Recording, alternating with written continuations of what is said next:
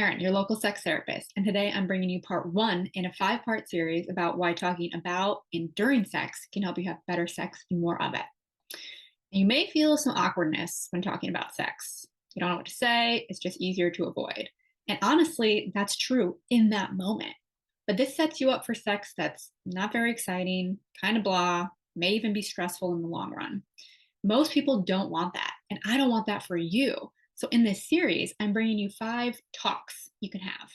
You don't need to be super strict about how you have them. You can mix and match. You can talk about all of them or talk about one and not the others. It's up to you.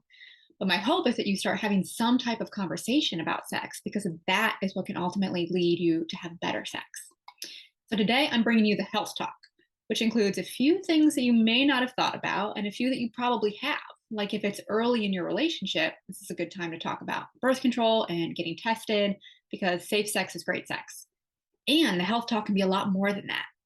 Like, do you or your partner have any medical conditions or injuries or even sore muscles? I mean, anything like that can affect sex because your physical health has a big impact on your sexual health.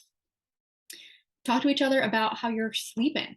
If you're exhausted and you feel like shit, that's going to interfere with how sexy you feel and how much you're going to want to have sex. Talk about diet and exercise. If you've really been grinding and feeling good about your body and what you're eating, you're going to be in a really different headspace than if you've been vegging out and ordering takeout every night.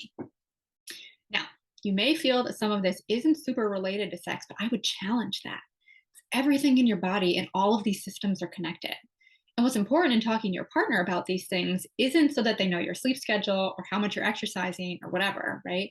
It's so that they can have a better understanding of how these things impact you and vice versa, so you can build a better sex life together.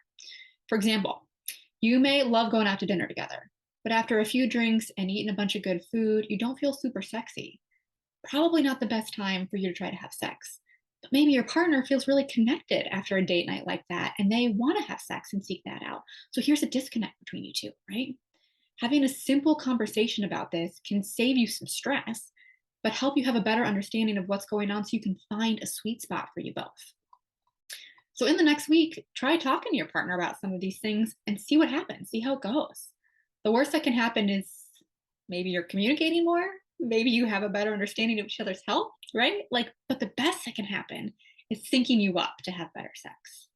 And if you're interested in learning more about how your health impacts your desire and your sex drive, reach out. I'd love to hear more and help you figure out if sex therapy would be helpful and how to go about that if it's right for you. You can also check out my website and other blog posts for more information on this. But I hope you find this talk helpful, and I'll see you next time for part two. Bye.